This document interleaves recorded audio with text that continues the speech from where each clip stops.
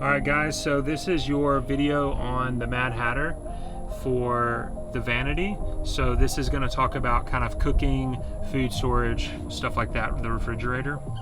So we've got a Dometic CFX 40 fridge.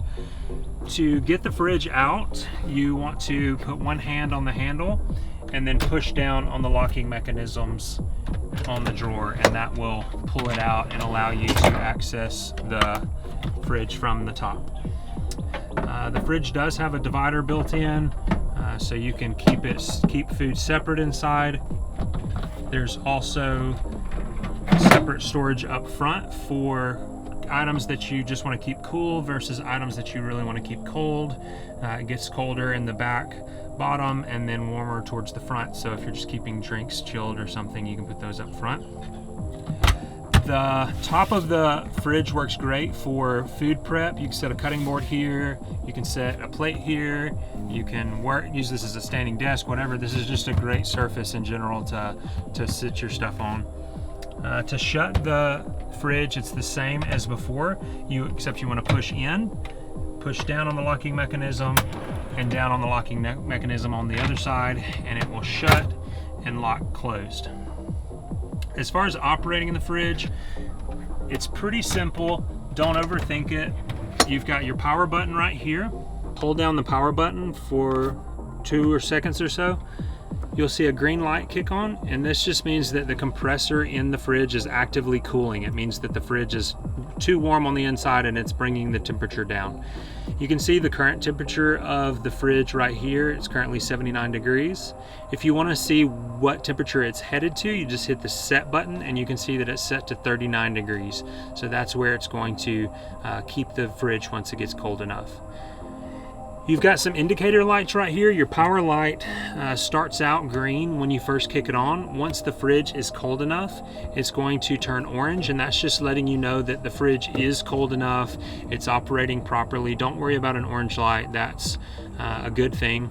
And if you see an orange blinking light, that actually means that your batteries are too low and that you need to drive the vehicle or plug up to a power source so that the fridge can continue operating. It goes into a safety mode when the power is too low.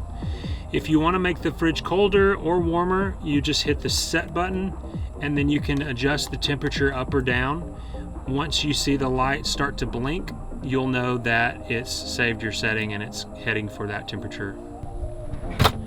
So moving on to your utensil drawer, this drawer is a locking drawer as well. It functions a little differently. You push in on it and that will spring it open. We've got everything in here that you need to cook and feed 5 people. We've got knives, forks, spoons, can openers, paring knives. We have a AeroPress coffee maker, spatulas, spoons, and there will also be some plates in here for you to use when you rent the van out. To close it and lock it, you simply push it in and it holds in place. So it's that simple. Now we're going to move on to the actual water and the sink. A lot of times when traveling, I like to keep the glass stove over the sink, and it just keeps it from flying off if you take a hard turn. You don't have to do that. It can sit where it is over here. We have on-demand water. This is electric, and so when you turn on the sink, it comes out pretty quickly.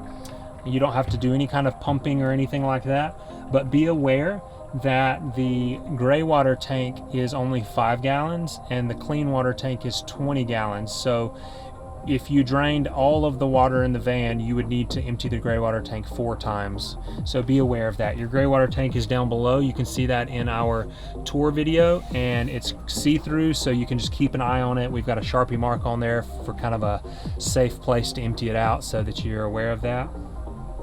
And this is a great place to do dishes, brush your teeth, whatever. And the sink itself is stainless steel, has plenty of room. The dish scrubber usually just lives inside the sink while you travel.